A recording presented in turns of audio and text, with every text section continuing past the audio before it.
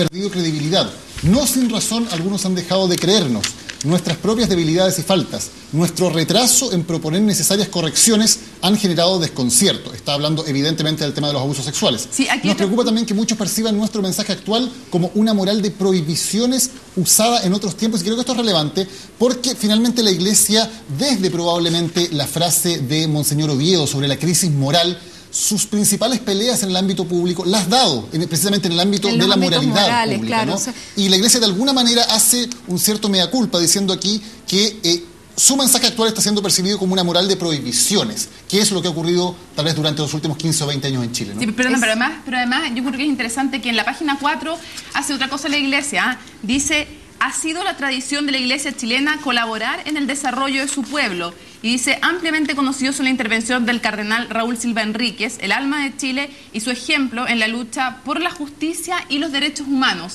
O sea, por un lado es cierto, hace el mea culpa, dice que no quieren centrarse solo en lo sexual, pero recuerda también, ojo, le está diciendo también a los políticos, cuando defendimos los derechos humanos... Bueno, sí es que ahí está su tremendo capital de credibilidad que tiene la Iglesia Católica y que ha tenido la Iglesia Católica en Chile, fundamentalmente con el cardenal Raúl Silva Enríquez en tema de derechos humanos y en los temas sociales.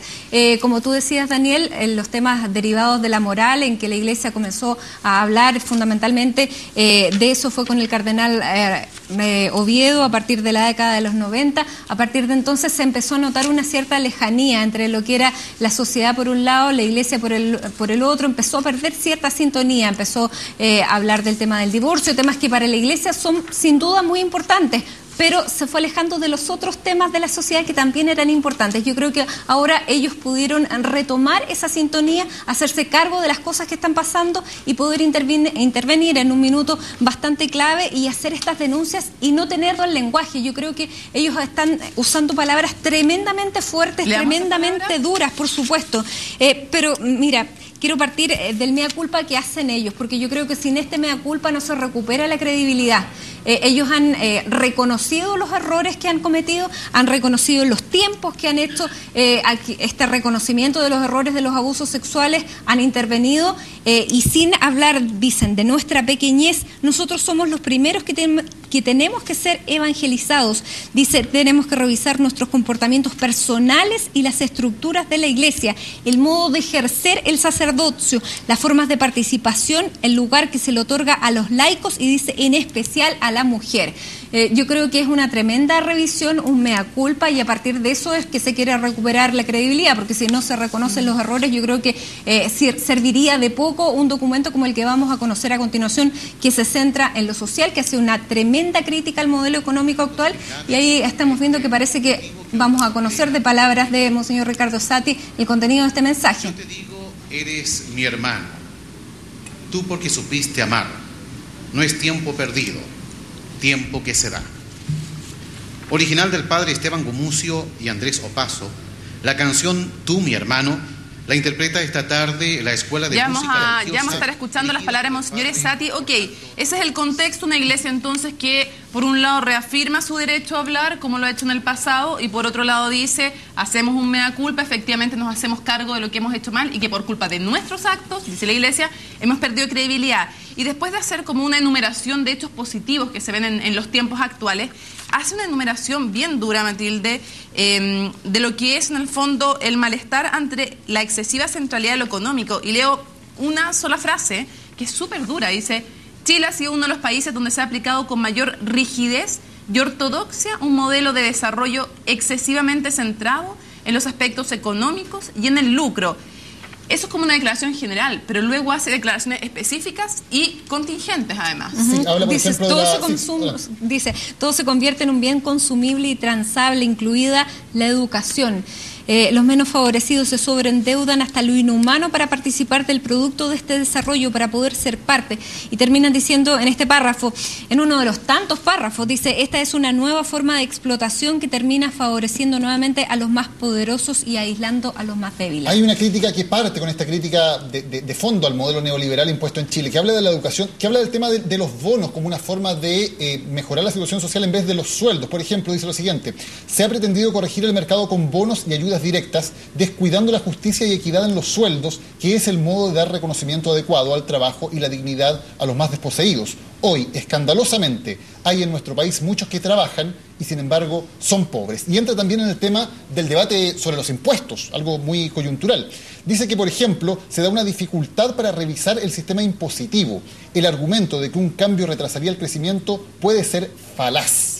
Ojo, respecto al primer punto del tema de los bonos, para separar los dos, que es un tema contingente, o sea, bonos versus sueldo. Un sueldo real justo, que le llegue a todos. Recordemos que son beneficiarios de los bonos, que no son toda la población. Por un lado eso, y por otro lado que el bono es más asistencialista, el sueldo tiene que ver con darle a la propia persona la capacidad de ganar sustento, pero además estamos, señor Alejandro Goich, ahí, actual obispo de Santiago, vicepresidente de la Conferencia Episcopal, y quien puso sobre el tapete el tema de un salario ético y digno de 250.000 pesos. Dijo, en ese tiempo actualizado sería bastante más hoy día. Eso fue hace unos 3 años que habló del salario ético de 250.000 pesos. Entonces, ahí tenemos un tema, pero que yo pondría, ojo, en ese tema no le está pegando un palo solamente a este gobierno, los bonos vienen desde los anteriores, o sea, está hablándole a toda la clase política. La aplicación del modelo neoliberal no solamente ha sido parte de este gobierno, se viene aplicando desde la década de los 80, desde los Chicago Boys en adelante, y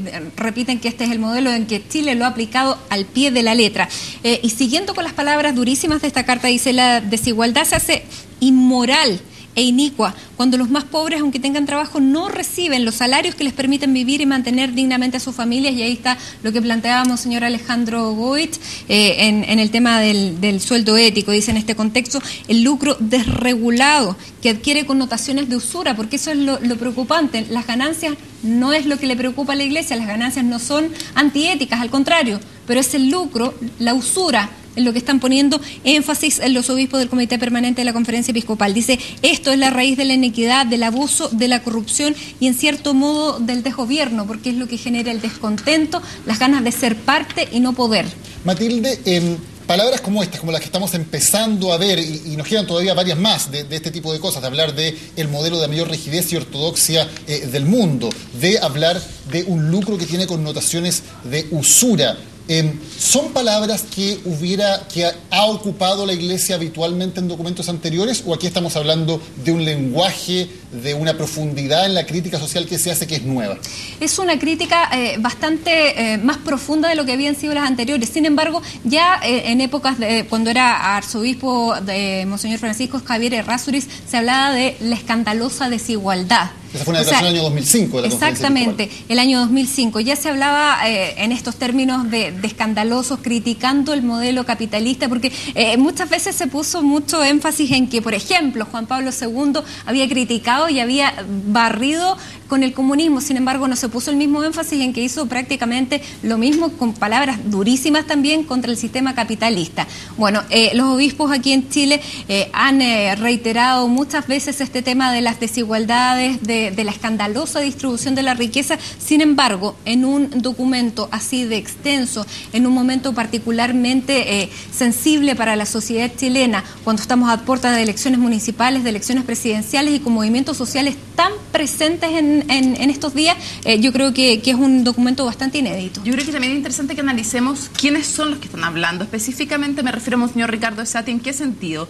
En que él ha tenido un rol también en lo social. Por ejemplo, no solo en la mediación con el pueblo mapuche, también tuvo un rol importante en lo que fue, y se va dirigiendo hacia el podium para hablar, así que próximamente vamos a tener que ahora nos quedamos callados. De hecho, ahora nos vamos a quedar callados para hablar nosotros, pero también estuvo con las madereras. Ojo, ahí también intervino cuando hubo un tremendo conflicto social en la región del Biobío, donde era arzobispo.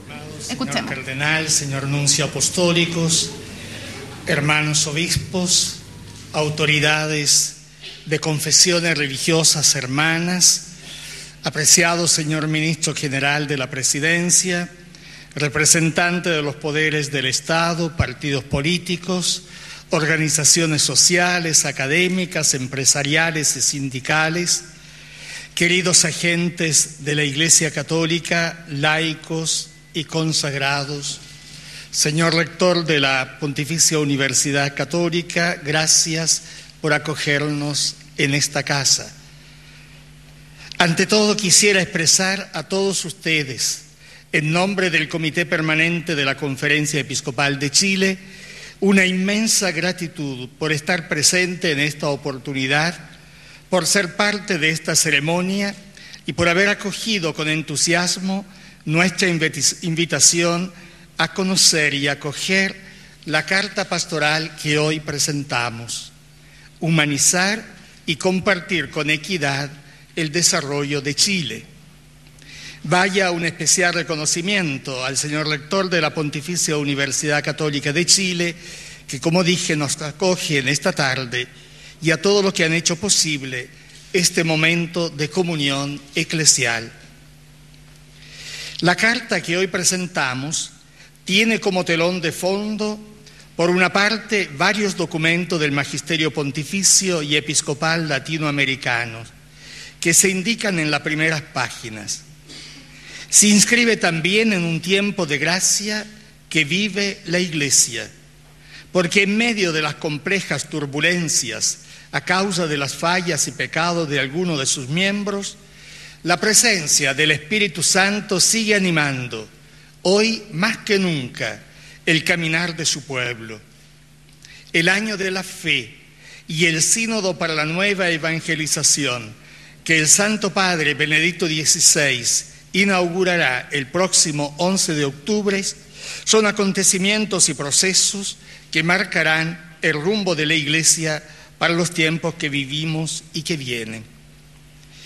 En nuestro país, la Iglesia es protagonista de variadas instancias de reflexión en torno a nuestro caminar pastoral, y a través de asambleas diocesanas que culminarán el año próximo en la segunda Asamblea Eclesial Nacional.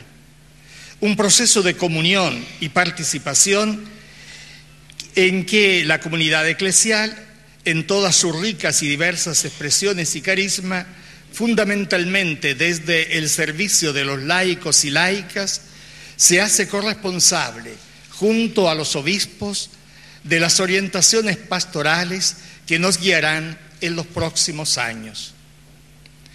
Una especial alegría en tiempo de misión continental al que la Iglesia latinoamericana y caribeña nos convoca desde Aparecida ha sido en Chile el entusiasmo que ha suscitado la misión joven en parroquias, colegios, universidades, congregaciones religiosas y movimientos. Con emoción recibimos la alegría y esperanza con que las nuevas generaciones de católicos dan testimonio de su amor al Señor, hacen suyo el símbolo de la cruz de Cristo muerto y resucitado,